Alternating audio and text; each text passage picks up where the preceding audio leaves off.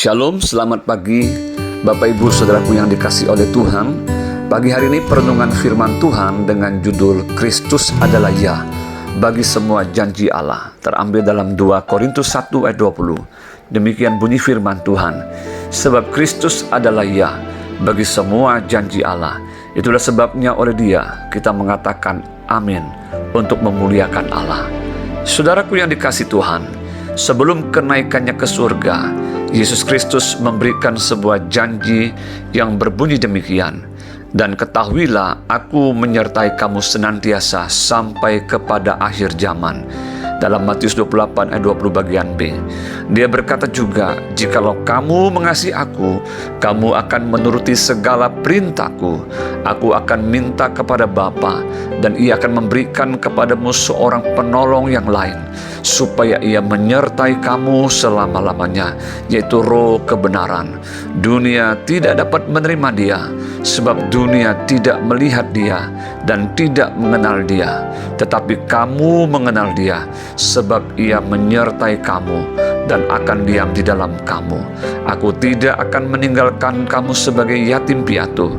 Aku datang kembali kepadamu. Dalam Yohanes 14 ayat 15 sampai 18. Saudaraku yang dikasihi Tuhan, Rasul Paulus menegaskan di dalam 2 Korintus 1 ayat 20 bahwa Kristus adalah Ya untuk semua janji Allah.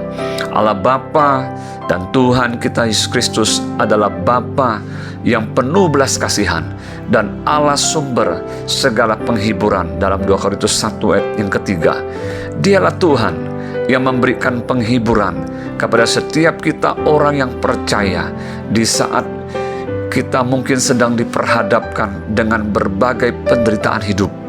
Dan Dialah juga yang telah menyelamatkan kita dari kematian kekal oleh korban darahnya yang tercurah di atas kayu salib. Meskipun terkadang kita mungkin merasa beban dan penderitaan yang begitu besar dan berat di dalam hidup kita ini yang membuat kita merasa mau berputus asa. Namun di saat seperti itulah kita belajar untuk menaruh pengharapan hanya kepadanya, karena kita tahu bahwa Kristus adalah Ya untuk semua janji Allah. Saudaraku, saat ini apakah kita sedang diperhadapkan dengan berbagai situasi hidup yang menekan? Apakah perahu kehidupan kita sedang diombang-ambingkan oleh ombak kehidupan yang sedang mengamuk?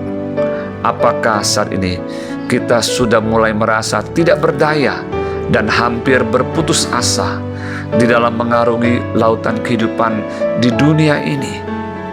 Mari kita belajar dari firman Tuhan seperti yang dikatakan oleh Rasul Paulus, yaitu untuk belajar pertama, percaya kepada Kristus yang adalah Ya untuk semua janji Allah. Kedua, mengucap syukur kepadanya yang senantiasa memberikan kekuatan dan penghiburan bagi kita. Ketiga, menaruh pengharapan sepenuhnya kepada Kristus. Keempat, saling mendoakan. Yang kelima, hidup dalam ketulusan dan kemurnian. Keenam, hidup dalam hikmat Allah, yaitu dalam kekuatan kasih karunia Allah. Dan yang ketujuh, hidup di dalam keteguhan iman di dalam Kristus. Saudaraku, bangkitlah saat ini. Pandanglah kepada wajah Kristus. Dialah Allah yang meneguhkan kita dan mengurapi setiap kita yang sungguh percaya kepadanya.